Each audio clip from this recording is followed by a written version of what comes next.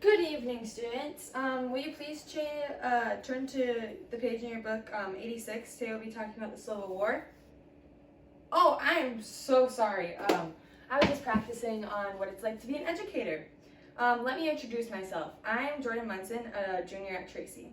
My whole life I have lived with parents that are in the education field, and they're always checking on my grades, making sure I have my homework done, making sure I have it turned in.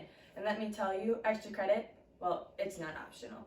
Since education is all I've been around for so long, I feel like this is one of my stronger paths that are calling my way in the future.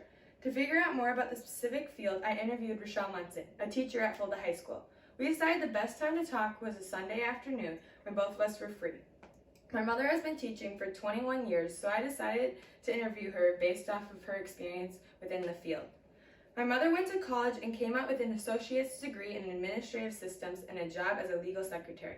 After working there for a while, she decided it wasn't the path she wanted to follow anymore, and she didn't like working an 8-to-5 job every day all year round. But one thing she did find out was that she liked working with people. When asking how she decided to go into education, she responded by saying, "I had a lot of friends in college that were going to be teachers, and hearing them talk about it piqued my interest. The classes she had taken for her associate's degree matched up to be close to a teaching degree. She just needed to choose what she wanted to go for. Her decision was made because of this. My favorite classes in high school were business classes, so I thought it'd be a good fit for me. So when she went back to college, she got the rest of the classes she needed.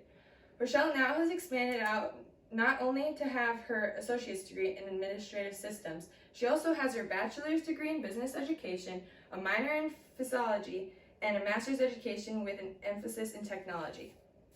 Because teachers work with so many people within their building, they are required to communicate every day, not only with their students and other staff, but also sometimes parents. Without communication in this field, there will be many problems. Rochelle gave me an example saying, if I don't communicate with the office that a student is absent from this class, it becomes a liability issue. If she does not communicate with her students, they won't learn anything and will not get a lesson.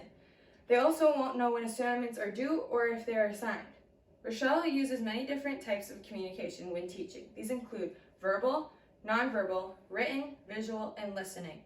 She uses these types to communicate with people such as parents, students, and other staff members. The most common used type of communication by her is face-to-face. Giving lectures to students all day and answering questions are some common examples.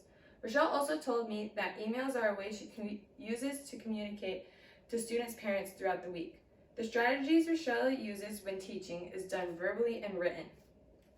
The interview between me and Rochelle and I went very well. I feel like the conversation flowed really easily and it was really successful.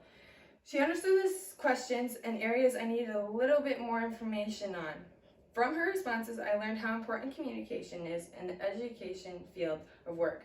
I knew that communication was an important part of teaching, but I had never thought about the activities outside of the main lesson.